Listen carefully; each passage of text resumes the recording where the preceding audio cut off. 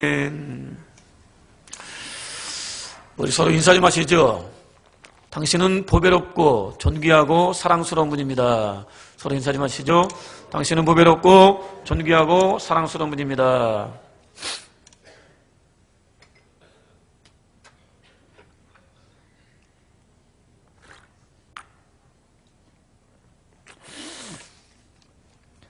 오늘 함께 읽은 본문을 중심으로 행동하는 믿음, 기도 이런 점으로 같이 말씀을 나누도록 하겠습니다.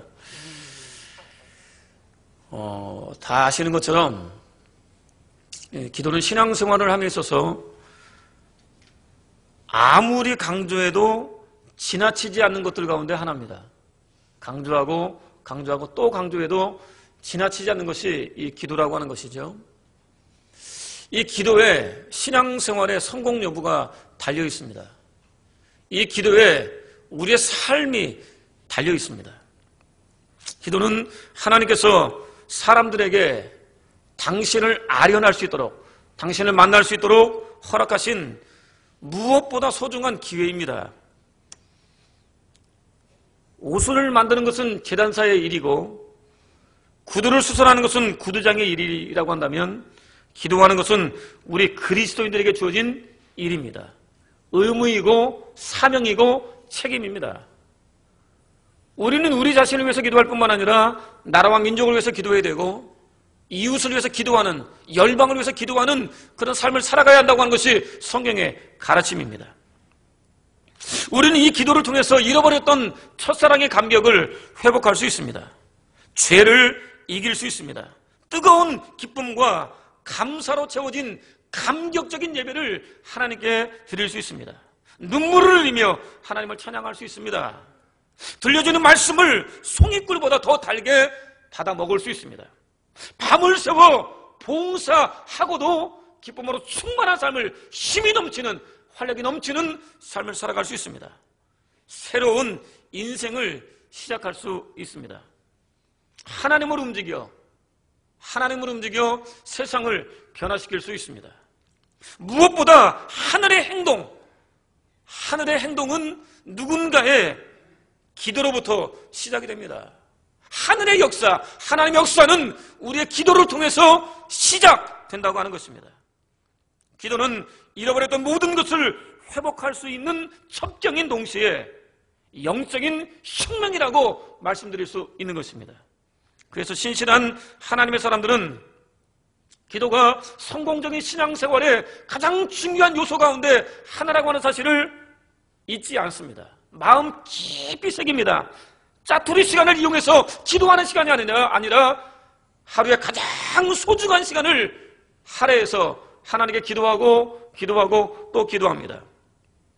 존 화이트라고 하는 사람이 탁월한 지도자로 소개한 느헤미야, 그는 치밀한 전략가입니다. 정말로 치밀하게 계획을 세울 줄 아는 전략가가 느헤미야라고 하는 것이죠. 그러나 성경을 보면 그는 전략가 이전에, 치밀한 계획을 세울 수 있는 전략가 이전에 기도하는 사람이라고 할 수 있습니다. 황폐한 예루살렘의 사정을 전해들은 그는 즉시 금식하며 기도하기 시작합니다. 날마다 꿈에도 그리던 그 예루살렘의 형편과 사정이 너무도 어렵다고 하는 사실을 전해드는 그는 즉시 그 자리에 주저앉아 버립니다. 슬피 울기 시작합니다. 금식하기 시작합니다. 그러면서 기도합니다. 예루살렘을 회복시키는 일에 자신이 어떻게 쓰임받을 수 있는지를 생각합니다. 어떻게 예루살렘을 회복시킬 수 있을 것인가 치밀하게 계획을 세웁니다. 그리고 드디어 기회가 주어졌을 때 그는 행동을 먼저 하지 않습니다. 드디어 정말로 간절히 원하는 예루살렘의 회복을 위해서 무엇인가 할 수 있는 기회가 주어졌음에도 불구하고 그는 그동안에 치밀하게 세운 계획을 추진해 나가지 않습니다. 추진해 나가기 전에 먼저 그는 하나님께 기도합니다. 예루살렘에 도착해서도 행동하기 전에 기도합니다. 그는 그렇게 짜투리 시간이 아니라 가장 중요한 시간을 내서 하나님께 기도하고 또 기도하는 사람이었고, 그러므로 수건사업이었던 예루살렘의 성벽을 재건하는 일에 하나님의 일꾼으로 쓰임받는 귀한 사람이 되었던 것입니다. 또 신실한 하나님의 사람들은 기도하기 위해서 특별한 시간과 장소를 마련합니다. 당신을 아련할 수 있는 특권과 은혜를 허락해 주신 하나님의 호의를 절대로 무시하지 않습니다. 하나님을 만날 수 있는 기회를 찾기 위해서, 하나님을 만날 수 있는 기회를 얻기 위해서 무던히도 노력하고 또 노력합니다. 기도하지 않는 영적인 파산에서 벗어나기 위해서 몸부림칩니다. 최선을 다해서 기도합니다. 그래서 원하면 오늘 2011년을 시작한 저와 여러분은 과연 얼마나 기도하고 있습니까? 벌써 1월 중반이 넘어가 하반기로 접어들었습니다. 그죠? 그럼 2011년을 시작하면서 정말로 많은 하나님의 은혜를 기대했을 텐데, 그 어느 해보다 다른 복된 삶을 살기를 소원하고 계실 텐데, 그것들을 위해서 얼마나 기도하고 있는가 하는 것입니다. 1946년 하나님께서는 마더 테레사에게, 테레사야, 카르타고에 가면 수많은 거지와 문둥병자들이 길거리에서 태어나 길거리에서 죽어가고 있을 것이다. 너는 그들에게 가서 살아있을 때는 잠자리를 주고 죽으면 무덤을 주거라 라고 하는 명령을 하셨습니다. 연약한 여인에게, 길거리에 있는 정말로 많은 사람들에게 먹을 것과 잘 것과 입을 것과 또 무덤까지 주라고 하는 그런 명령을 내리셨다고 하는 것입니다. 바로 그때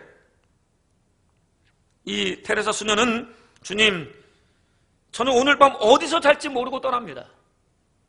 저는 내일 아침 어디서 먹을지 모르고 떠납니다. 저는 이 한 벌 옷이 해지면 무슨 옷을 입을지 모르고 떠납니다. 주님께서 떠나라고 해서 떠납니다. 그러니 저희 남은 인생을 책임져 주십시오. 이렇게 기도했습니다. 쉽지 않은 하나님의 명령을 받은 연약한 여인이 하나님의 명령에 순종하기 위해서 하나님께 기도하고 길을 떠난 거예요. 그리고 하나님께서는 그렇게 수도원을 떠난 그녀를 통해서 수없이 많은 고아원을 지었습니다. 소외되고 상처 입은 영혼들을 위로하셨습니다. 그녀가 기도한 대로 그녀의 일생을 책임져 주신 것입니다. 타락한 교회에 왔어서 교회 개혁을 주도한 칼빈은 기도에 실패하면 신앙생활에 실패한다 이렇게 말했습니다. 토플 레디는 말하기를 무릎을 꿇은 그리스도인들은 발돋움을 한 천문학자보다 더 멀리 볼 수 있다 이렇게 말했습니다. 기도는 우리에게 확실한 증거를 제시하기 전에, 응답을 보여주기 전에 행동할 것을 우리에게 요구합니다. 기도는 우리가 하나님의 자녀라고 하는 사실을 증명해 보일 수 있는 가장 확실하고 분명한 특징입니다. 하나님께서는 저와 여러분들이 기도하고 또 기도하기를 원하십니다. 항상 모든 시간에 기도하기를 원하십니다. 기도하기 위해서 깨어있기를 정말로 간절히 원하십니다. 인내하며 기도하기를 원하십니다. 전심으로 신실하게 한결같이 변함없이 하나님을 의지하며 기도하는 삶을 살기를 원하시는 분이 저와 여러분이 섬기는 하나님이십니다. 그리고 하나님께서, 바로 이 하나님께서 우리에게 기도하기를 원하시는 하나님께서 이 시대에서 찾으시는 사람은 지식이 많은 사람도, 많이 배운 사람도, 많이 가진 사람도, 어떤 능력이 있는 사람도 아닙니다. 물론 그들을 통해서 분명히 무엇인가 일을 하실 수 있지만 그 전에 하나님은 당신께 무릎 꿇고 기도하는 사람을 찾으십니다. 그러므로 2011년을 하나님의 은혜로 채우시기를 원하신다고 한다면, 하나님이 축복하시는 복된 하나가 되기를 정말로 간절히 원하신다고 한다면, 하나님께서 소원하시는 대로 기도하시기 바랍니다. 기도하시고 또 기도하시기 바랍니다. 아무리 바쁘고 힘겨운 그런 생활을 한다 할지라도 기도하는 일만큼은 포기하지 않길 바랍니다.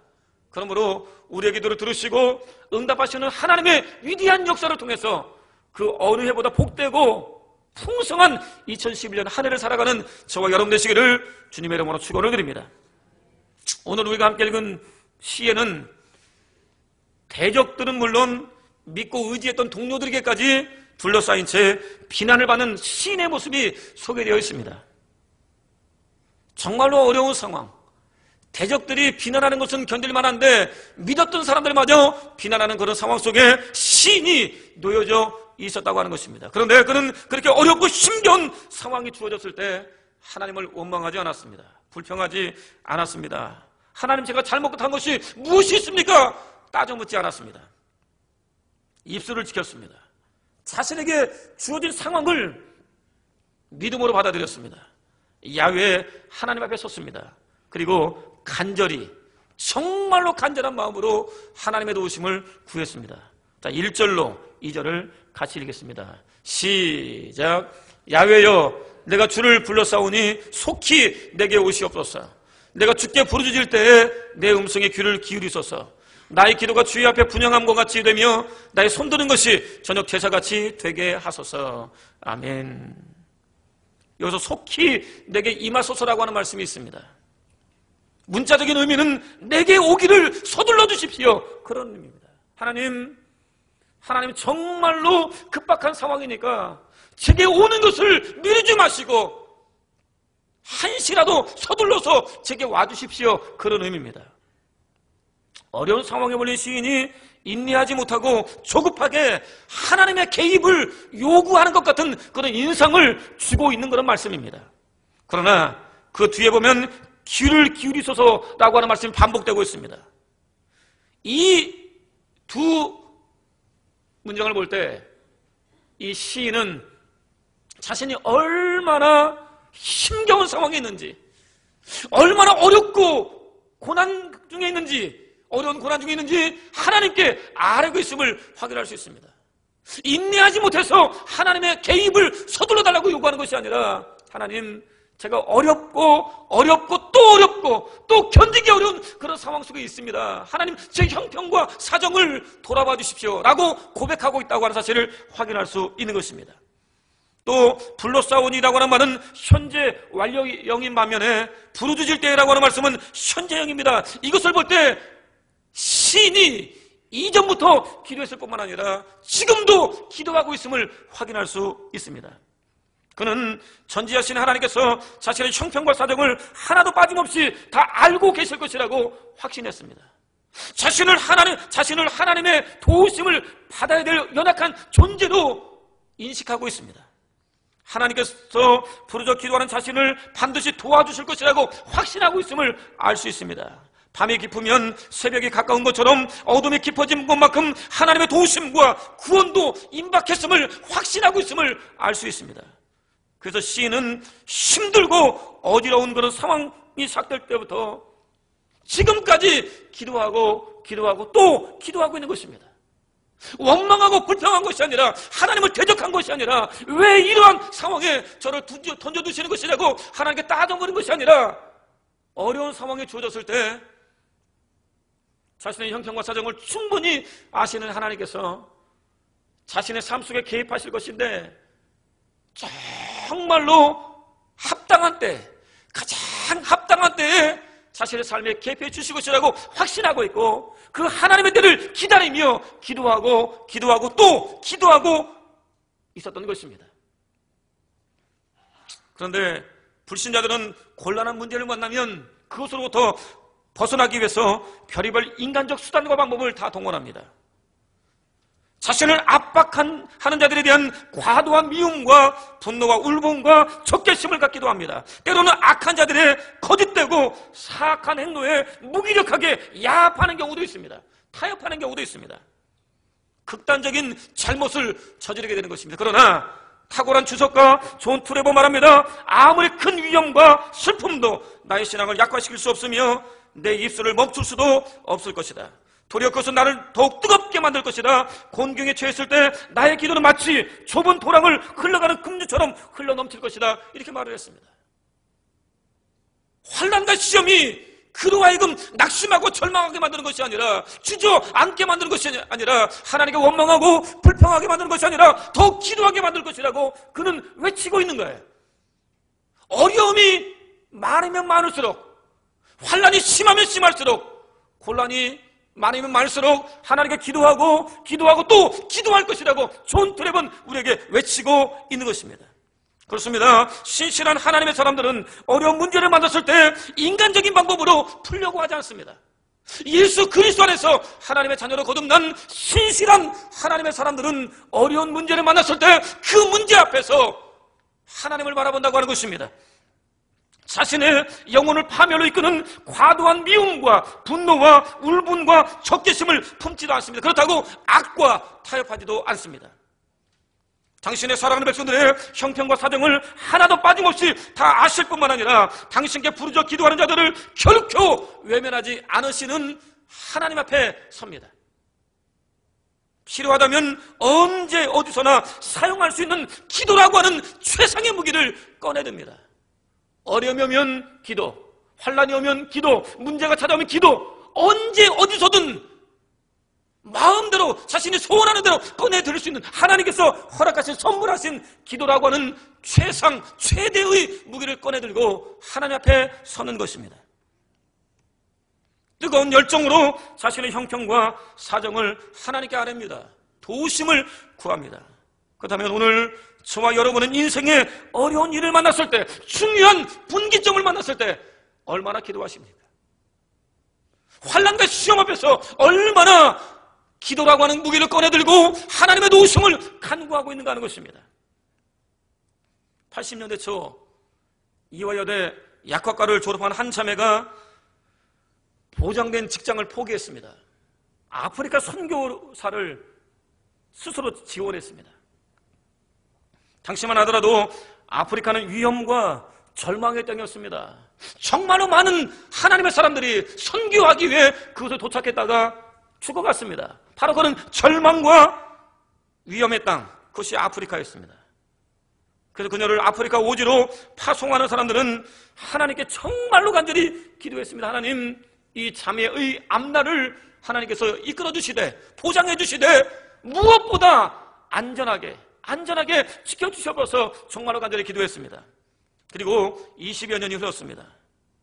20여 년 전에 그녀를 파송하던 현장에서 정말로 간절히 그녀의 안전을 위해서 기도했던 한 형제가 이 자매가 있는 선교 현장을 찾았습니다. 여전히 그녀는 그곳에 있었습니다. 20여 년 전 그녀의 안전을 위해서 정말로 간절히 기도했던 그는 그녀를 만나자마자 안전하십니까? 물었습니다. 위험 속에 노출되어 있는 것은 아닌지 물었습니다. 어렵고 힘겨운 그런 상황이 있는 것은 아니냐고 물었습니다. 정말로 걱정스러운 마음으로 그녀의 안부를 물었습니다. 바로 그때 그녀는 이렇게 대답을 했습니다. 안전이라니요, 저는 행복합니다. 안전이라니요, 저는 정말로 행복합니다. 이렇게 고백을 했습니다. 그러면 이렇게 말을 합니다. 영혼을 구원하는 것보다 더 보람 있는 일이 어디 있겠습니까?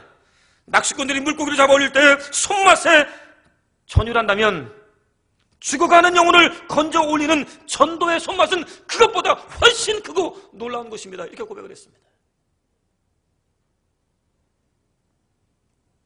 그리고 그녀의 명쾌한 대답을 들은 이 형제는 하나님께서 그녀의 안전을 기원했던 자신들의 기도를 들어주셨다고 하는 사실을 눈으로 확인할 수 있었습니다.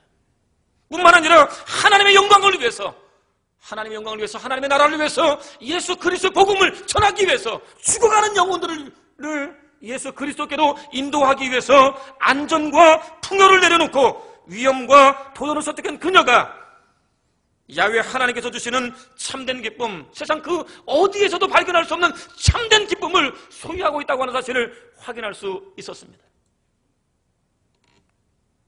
기도는 우리 그리스도인들이 결코 포기해서는 안 되는 믿음의 행위입니다. 하나님께서 원하시는 아름다운 세상을 만들어가는 창조 행위가 기도입니다. 우리에게 가장 확실한 내일을 보장하는 열쇠가 기도입니다. 그럼에도 불구하고 기도하지 않는 사람이 있다면 그는 아무것도 아닙니다. 하나님께서 우리의 내일을 보장하기 위해서 기도라고 하는 선물을 주셨음에도 불구하고 오늘 기도하지 않는 사람이 있다고 한다면 그는 아무리 많이 가졌어도, 아무리 많이 배웠어도, 아무리 많은 것을 누리고 있다 할지라도 하나님 보시기에 아무것도 아닌 사람입니다. 아니, 아무것도 아닌 것보다 더 나쁜 사람입니다. 하나님과 관계된 차원에서는 재료 이하입니다. 사랑하는 성도 여러분, 기도가 첫째입니다. 다른 모든 일보다 기도가 먼저입니다. 기도는 지극히 중요하고 그 능력 또한 무한합니다. 하나님과 기도에게 두 번째 자리를 배정한다면 지독한 패배가 찾아오겠지만 최고의 자리를 드리게 된다고 한다면 위대한 승리가 찾아올 것입니다. 그러므로 기도를 첫째로 여기십시오. 가장 먼저 기도하십시오. 계속 기도하십시오. 기도를 항상 힘쓰고 기도에 감사함으로 깨어있으라고 하는 말씀에 철저히 순종하는 삶을 살아가십시오. 하나님께 언제나 늘 깨어서 행동하는 믿음, 기도를 보여드리십시오. 그것을 통해서 당신께 부르짖어 기도하는 백성들에게 응답하시는 하나님의 위대한 역사를 경험하는 저와 여러분 되시기를 주님의 이름으로 축원을 드립니다. 뿐만 아니라 시인은 하나님께 자신의 입술을 지켜주시도록 기도했습니다. 어렵고 힘겨운 상황 속에서 원망하고 불평하고 하나님을 대적할 수도 있는 그런 상황이지만, 하나님, 제가 이런 상황이 있지만, 그런 상황이 있지만, 하나님, 제가 이런 상황 속에서도 입술로 범죄하지 않도록 저를 지켜주십시오. 이렇게 기도합니다. 자, 3절을 같이 한번 읽겠습니다. 시작. 야훼여, 내 입에 파수꾼을 세우시고 내 입술의 문을 지키소서. 아멘. 말은 하나님께서 섭리하시는 아주 중요한 수단입니다. 동시에 사단이 사용하는 주요 엔진이기도 합니다.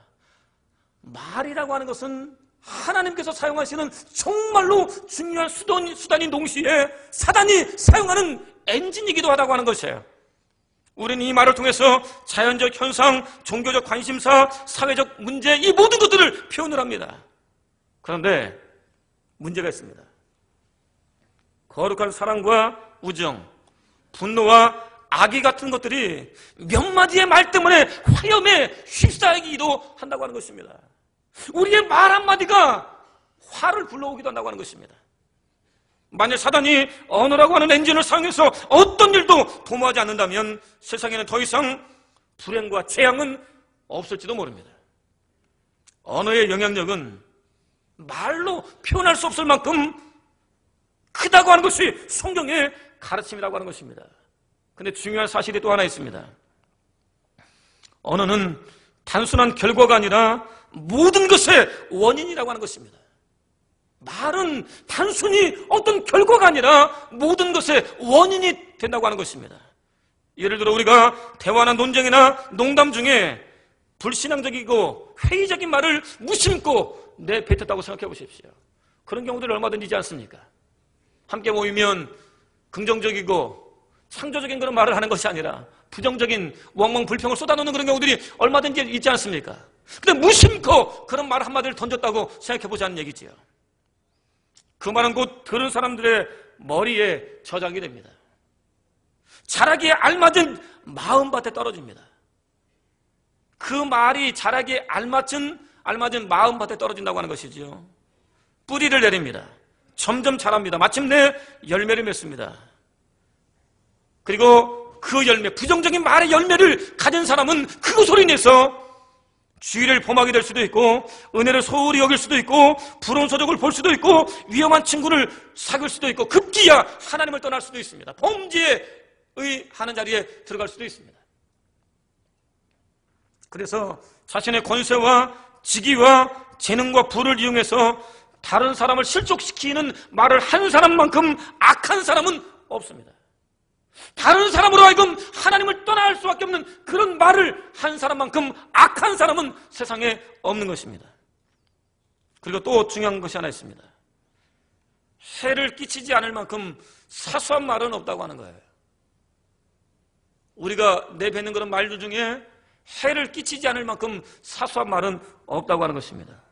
그리고 잘못 나간 말의 끝이 어디인지를 말해줄 수 있는 사람은 없습니다. 우리가 말 한마디 잘못하면, 그리고 그 말이 다른 사람에게 전해지는 과정에서는 커지기 시작하는 거예요. 그죠? 그 끝이 어디인지 우리는 알 수 없다고 하는 것입니다. 그러나 하나님은 그 일이 언제 어디에서 누구의 입을 통해서 나왔는지 하나도 빠짐없이 다 아십니다. 그리고 그 결과까지도 하나님은 아십니다. 무심코 뱉은 말 한마디가 얼마나 많은 영혼을 죽였는지 또는 살렸는지 하나님은 아신다고 하는 거예요. 그래서 혀의 남용이 초래하는 위험을 너무도 잘 알고 있었던 지혜자는 말합니다. 입을 지키는 자는 그 생명을 보존하나 입술을 크게 벌린 자에게는 멸망이 오느니라 말씀합니다. 입을 똑바로 벌린 사람에게는 하나님께서 그의 생명을 보존해 주실 것이지만 입술을 크게 잘못 벌린 자들에게는 재앙이 올 것이라고 경고하고 있다고 하는 거예요. 입술을 자기 멋대로 열거나 아무 생각 없이 무책임한 말을 뱉거나 무차별적으로 남을 비방하거나 중상하지 말라고 경고하고 있는 것입니다. 어떠한 경우에도 부정적인 말을 뱉지 말라고 그는 경고하고 있는 거예요. 사실 거룩하신 하나님께 기도했던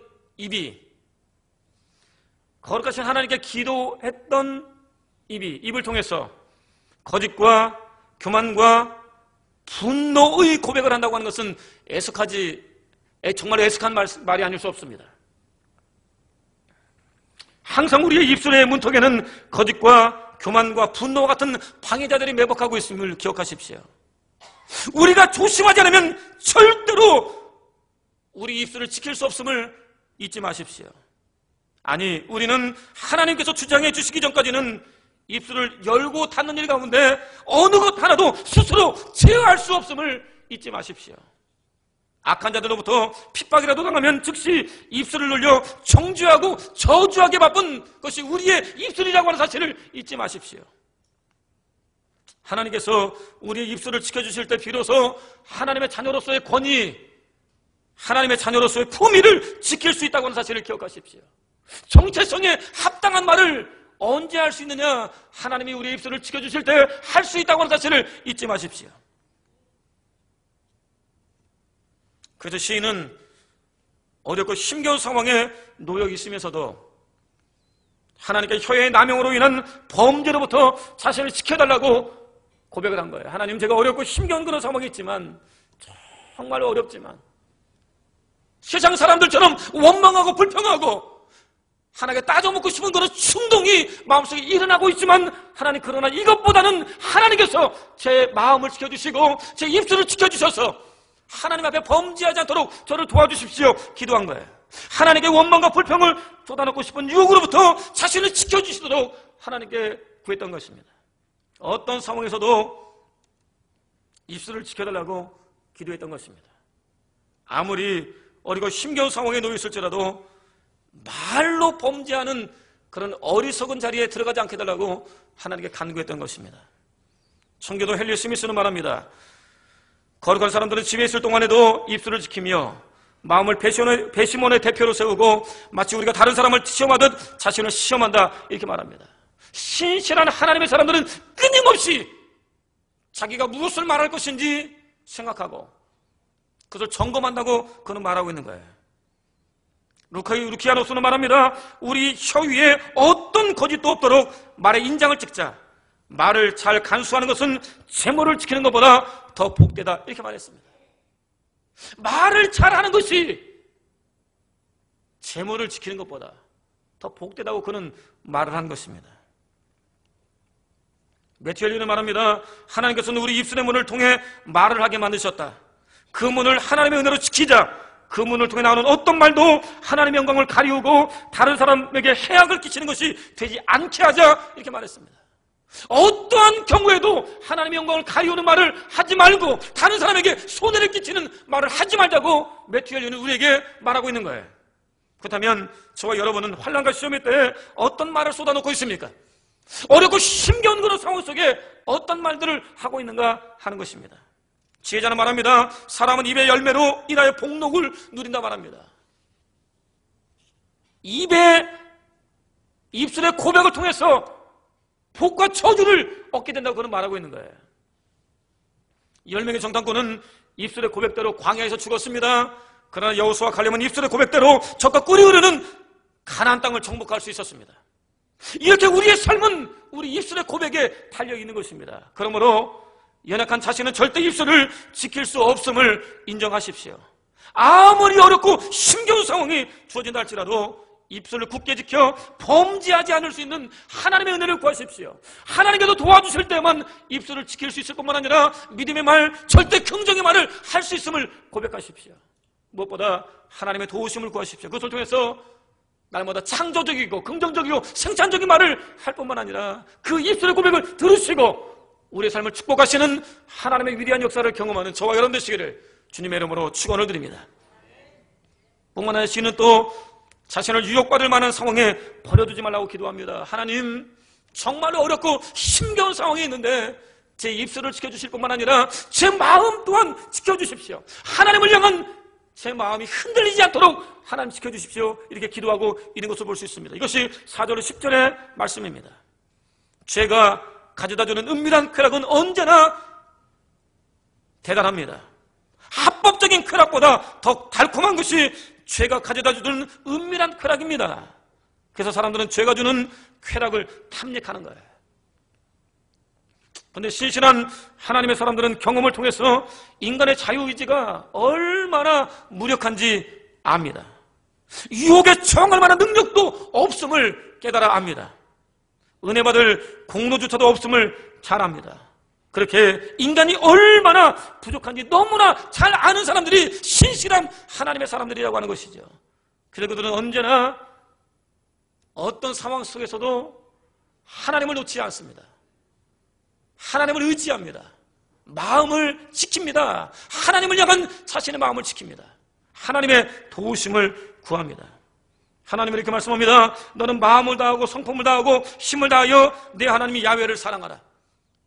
하나님이 이 말씀하실 때 3번씩이나 다하고 말씀하십니다.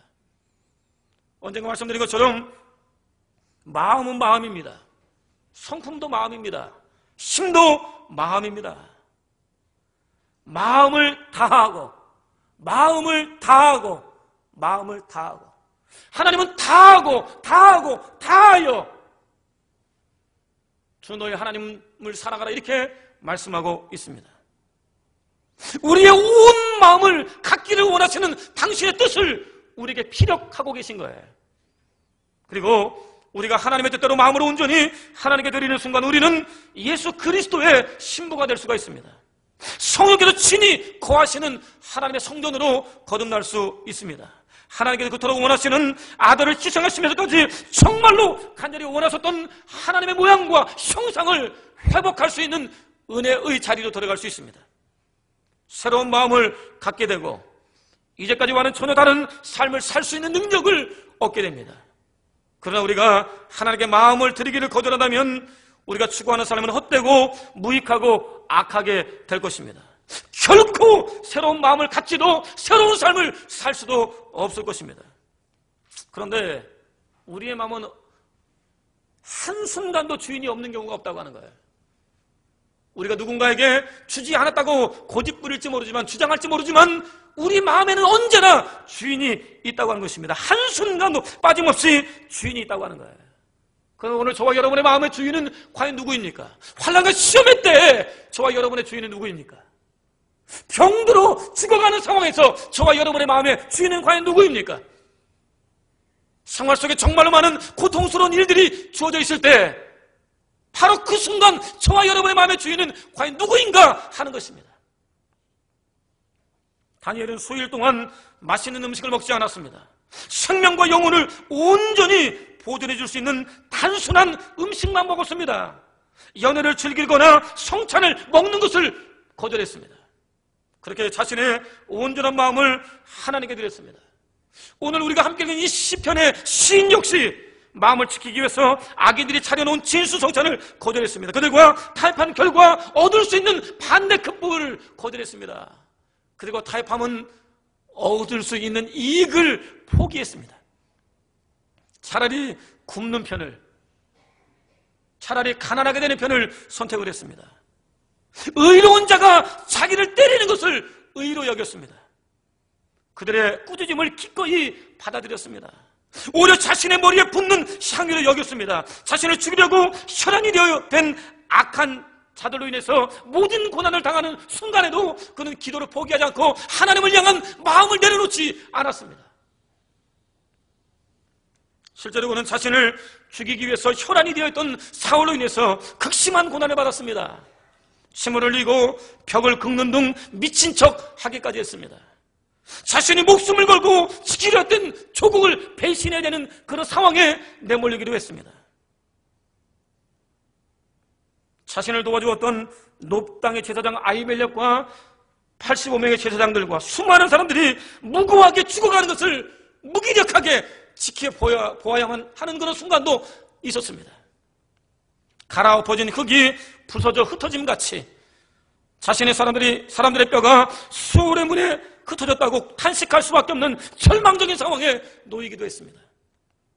그러나 바로 그 순간에도 정말로 원망하고 불평하고 하나님을 대적하고 왜 이다지도 저에게 이런 고난을 허락하십니까? 모진 고난을 허락하십니까? 말할 수도 있을 것 같은 그런 상황 속에서도 그는 사울을 저주하지 않았습니다. 2번씩이나 그를 죽일 수 있는 기회가 주어졌음에도 불구하고 하나님께서 기름 부으셨다고 하는 이유로 죽이기를 거부했습니다. 하나님 한 분만을 바라보았습니다. 자신이 처한 상황보다 하나님 앞에서 행해야 될 의무에 더 큰 관심을 가졌습니다. 어리고 힘겨운 상황에서도 하나님 한 분만을 바라보고 믿고 의지해야 하는 자신의 의무를 그는 잊지 않았습니다. 사람이 아니라 하나님께서 주시는 소망을 바라보았습니다. 하나님께 피난처를 구했습니다. 악인들의 쳐놓은 그물과 올무에서 안전하게 빠져나갈 수 있는 하나님의 은혜를 구했습니다. 그렇게 모든 고난 속에서도, 모든 환난 속에서도, 뼈를 깎는 그런 아픔 속에서도 하나님을 향한 마음만큼은 지켰습니다. 하나님, 제가 이 환경 때문에, 상황 때문에 마음을 빼앗기지 않게 도와주십시오. 하나님, 어떤 모든 환경이 저에게 닥쳐온다 할지라도 하나님을 향한 마음만큼은 놓지 않을 수 있는 은혜를 저에게 주십시오. 하나님께 기도했습니다. 하나님을 떠나지 않을 수 있는 은혜, 하나님을 하나님으로 고백할 수 있는 은혜, 죽더라도 하나님을 놓지 않을 수 있는 은혜. 하나님, 어떤 환경, 어떤 상황에 제가 놓이게 된다 할지라도, 아무리 참혹한 상황에 제가 놓이게 된다 할지라도, 아무리 깊은 어둠 속에 제가 던져진다 할지라도, 원수 앞에 무릎을 꿇는 그런 순간에도 하나님을 향한 마음만큼은 놓지 않게 해주십시오.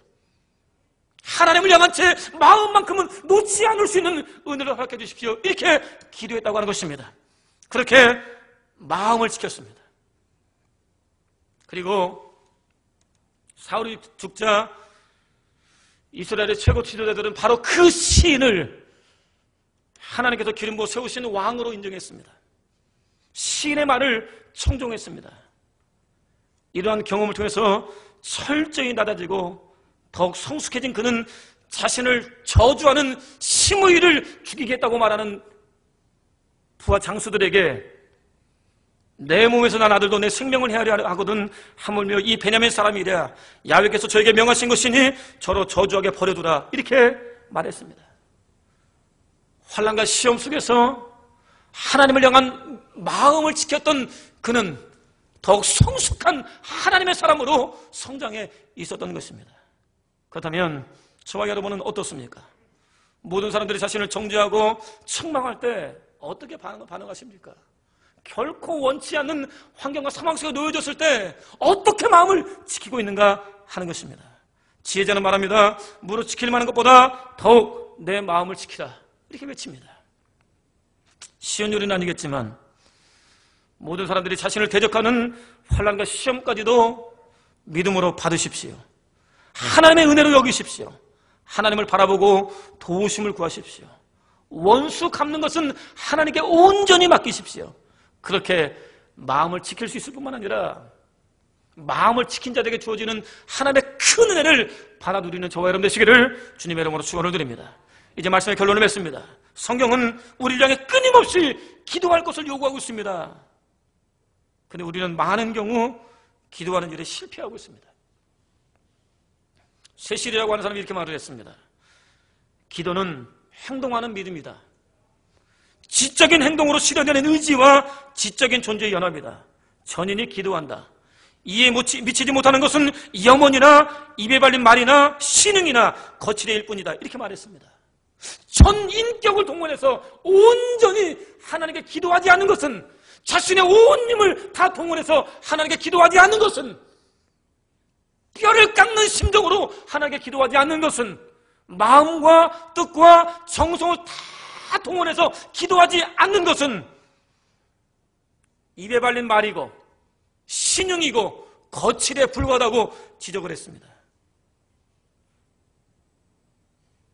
우리가 기도하는 일에 자주 실패하는 이유는 전 인격을 다 동원하지 않기 때문입니다. 우리가 전 인격을 다 동원해 간절히 기도하지 않는 한 우리의 영적 게으름이나 나약함은 결코 사라지지 않을 것입니다. 그렇다면 오늘 저와 여러분들은 과연 어떤가 하는 것이지요. 기도는 하나님께 드리는 향기로운 제물입니다. 행동하는 믿음입니다. 영적인 혁명입니다. 잃어버렸던 모든 것을 회복할 수 있는 가장 빠른 접경입니다. 삶을 풍요롭고 윤택하게 만드는 비결이 기도에 있습니다. 영혼을 바치는 영적 제사가 바로 기도입니다. 우리 인간이 하나님께 드릴 수 있는 가장 귀한 선물은 무엇입니까? 바로 기도입니다. 하나님을 움직여 세상을 바꿀 수 있는 능력이 무엇입니까? 기도입니다. 하나님께서 원하시는 아름다운 세상을 만들어가는 창조적인 능력이 바로 기도입니다. 내일을 보장받을 수 있는 가장 확실한 하나님의 약속이 바로 기도입니다. 지극히 높은 비밀한 곳에 들어가는 문은 항상 그것을 갈망하며 기도하는, 행동하는 믿음의 사람들에게만 열려 있습니다. 하나님의 나라 천국 창고는 믿음으로 기도하는 하나님의 사람들에게만 열려 있다고 하는 것입니다. 사랑하는 성도 여러분, 2011년을 시작하시면서 힘들고 어려운 일들을 만나게 될 것입니다. 도무지 힘들고 어려워서 견디기조차 어려운 그런 상황에 있을지도 모릅니다. 바로 그 순간 기도라고 하는 최상의 무기를 꺼내 드십시오. 하나님의 도우심을 구하십시오. 마음을 지켜주시기를 구하십시오. 입술로 범죄하지 않을 수 있는 은혜를 구하십시오. 그것을 통해서 하나님의 기뻐하시는 삶을 살 뿐만 아니라 당신께 기도하는 자들에게 응답하시는 하나님의 위대한 역사까지 경험하는 참으로 복된 2011년 한 해를 살아가는 저와 여러분 되시기를 주님의 이름으로 축원을 드립니다. 기도하겠습니다.